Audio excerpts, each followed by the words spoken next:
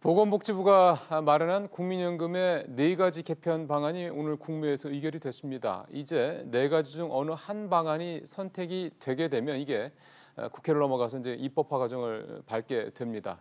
하지만 여전히 많은 부분들이 좀 불안하다, 좀 부족하다는 지적들이 좀 끊이질 않고 있습니다. 특히 재정 불안 문제에 대한 정부의 대책이 미흡하다는 이 점은 계속해서 좀 지적이 되고 있습니다.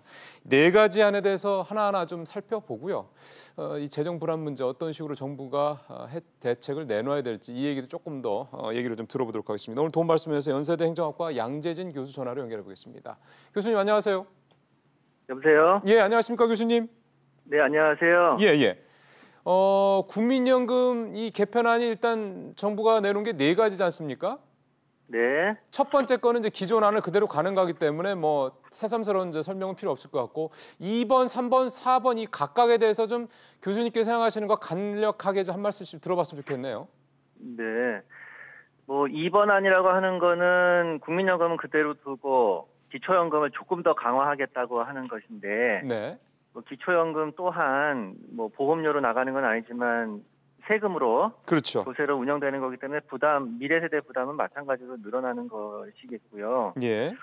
이제 3번하고 4번은 기초연금은 그대로 두지만 국민연금의 소득 대체율을 조금 올리겠다 하는 것이고, 이와 더불어서 약간의 보험료율, 즉 소득 대체율 올리는 그 정도를 좀 커버할 수 있는 보험료를 올리겠다고 하는 것인데, 이미 지금 사실 좀 저부담이면서 고부담, 그러니까 저부담이면서 고비용, 그러니까 고혜택을 주는 그런 지금 현재의 재정 문제에 대한 답은 내놓지 않은 것 같죠. 그렇죠. 예. 네, 그래서 전반적으로 봤을 때는 지금 뭐 서두에 말씀하신 것처럼 재정 안정 쪽에 무게가 전혀 실리지 않은 그런 안이라고 좀 볼 수 있겠습니다.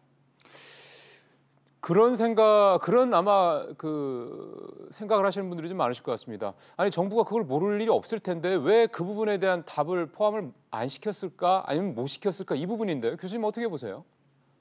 글쎄 뭐 좀 거칠게 얘기하면 뭐 요즘 정부 정책들을 좀 뭐 포퓰리즘 이런 얘기를 많이 하는데 네. 그런 좀 일환인 것 같고요. 예. 그러니까 국민들이 싫어할 만한 얘기를 안 하겠다 이거죠? 일단은 좀 배제하는 그런 경향이 큰 것 같습니다. 예. 이제 후세대 정부나 뭐 미래 세대까지 생각을 한다면 사실 지금 국민들 입장에서는 조금 뭐 부담스럽고 좀 인기가 좀 떨어지는 것이라 할지라도 예. 좀 책임 있는 정부라면 좀 미래 세대까지 감안하고 또 근로 세대도 감안한 어떤 안들을 제시하고 좀 설득하고 이해를 구하는 것도 좀 필요하지 않았나 이런 생각을 해봅니다. 그러게요. 4가지 안에 대한 얘기를 일단 전반적인 내용들은 교수님께서 좀 교수님의 생각을 평가를 좀 말씀을 해주셨고, 근데 이게 일단은 국무회를 통과했다라는 게 확정된 게 아니라 이제 이 중에서 한 가지를 이제 선택을 해야 되는데 이 선택 과정은 이제 어떤 절차를 거치게 되는 겁니까? 지금 뭐 얘기로는 뭐 경사위를 통과하던가 아니면 적어도 이제 국회에서 어차피 결정을 해야 되니까요. 국회에서 개정을 해야 되니까 연금법을 국회에서 이제 논의가 들어가겠죠. 네.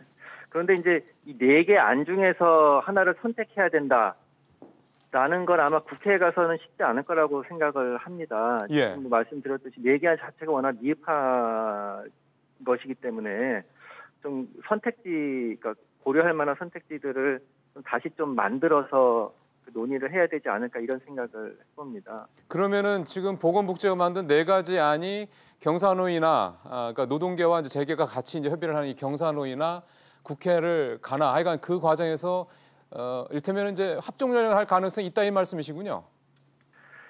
아니 그것보다는 지금 만약 이제 정부가 좀 책임감 있게 그 미래까지 내다보면서 대안을 제시를 못했기 때문에 그렇죠. 이제 국회에서 또 그걸 반복할 것이냐라는 근본적인 질문을 좀 던져야 될 거라고 생각을 해요. 예. 네, 그렇게 해서 좀 재정 안정화도 기하면서 또 지금 뭐 이제 노후 소득 보장 문제도 좀 생각하는 그런 안들을 좀 얘기해야 될 것 같은데 뭐 예컨대 지금 기초연금하고 국민연금만 가지고서 다층 체계화 얘기를 하는데 사실은 우리나라에서는 퇴직연금 부분도 꽤 크게 있거든요. 그렇죠. 예, 이게 퇴직연금이라는 것이 서구에서는 보기 힘든 사실 법정으로 지금 경제계가 기업이 부담을 해야 되는 것이 있고 이 규모 자체가 워낙 큽니다. 그 국민연금이 9% 정도 보험료율이라 그러면 퇴직연금은 8.33%짜리여서 예. 이 부분을 좀 연금화할 수 있는 제대로 연금, 이름은 연금이죠. 사실 연금을 지금 작동을 안 하거든요. 그렇죠. 그래서 그렇죠. 하는 요런 그러니까 있는 자원을 좀 잘 활용하는 것도 좀 국회에서 논의가 된다든지 이렇게 되면은 국민연금의 소득 대체를 인상하지 않아도 네. 예, 일정 부분의 이제 그 노후세 그렇죠. 소득을 좀 안정화시킬 수 있는 예. 그런 방안들이 있을 수 있거든요. 그래서 그렇죠. 이런 부분까지 함께 좀 논의하는 좀 진짜 다층 체계화해서 연금 개혁 논의를 하는 것이 필요한 상황이 아닌가 이렇게 보고요.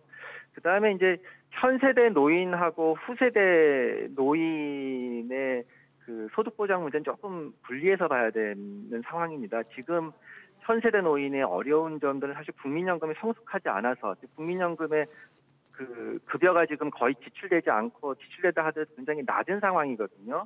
근데 이게 앞으로도 계속 이렇게 될 것이냐 그렇지는 않습니다. 이제 국민연금 성숙하게 되면 또 달라지니까 여기에 발맞춰서 이제 그 제도들을 세팅을 해야 되는데 지금 정부에서 제출한 안들은 지금 세대의 빈곤이 앞으로도 계속 갈 거라는 지금의 노인의 빈곤이 계속 갈 거라는 그런 어떤 좀 전제하에서 지금 이런 급여 상승이나 기초연금 인상 같은 것들이 논의가 되고 있어서 예. 이 부분도 좀 새롭게 좀 고민을 해야 될 것 같습니다.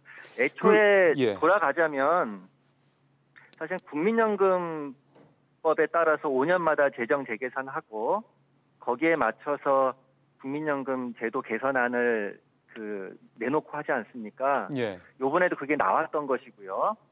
근데 요번에 나왔던 그 국민연금 제도 개선안 전문가들이 아니죠.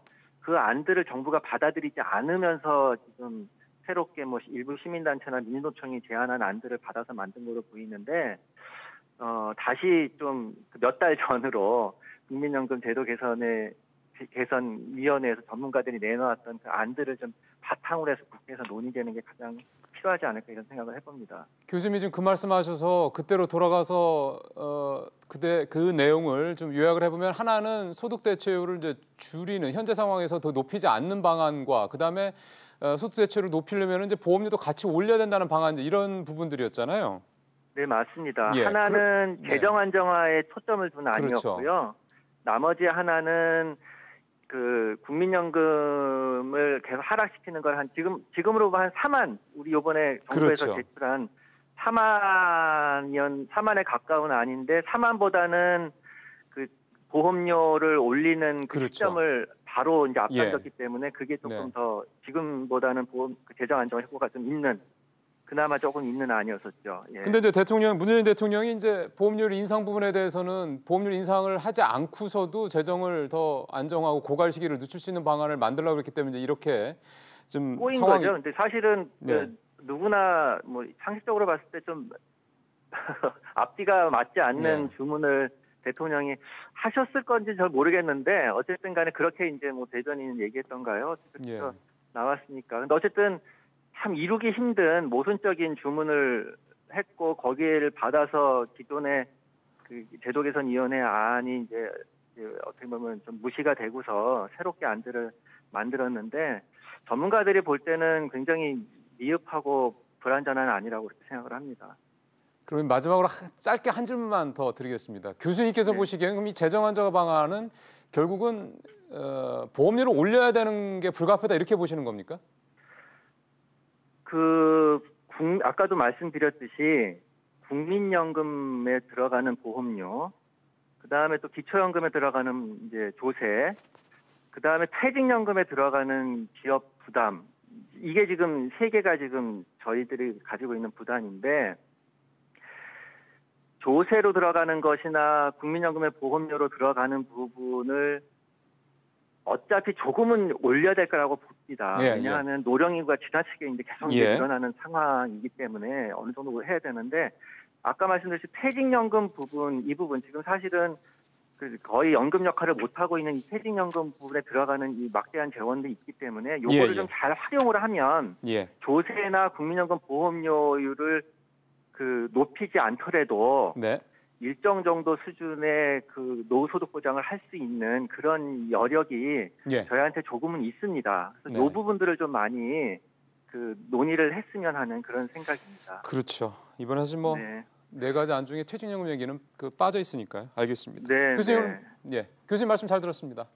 예. 예, 연세대 양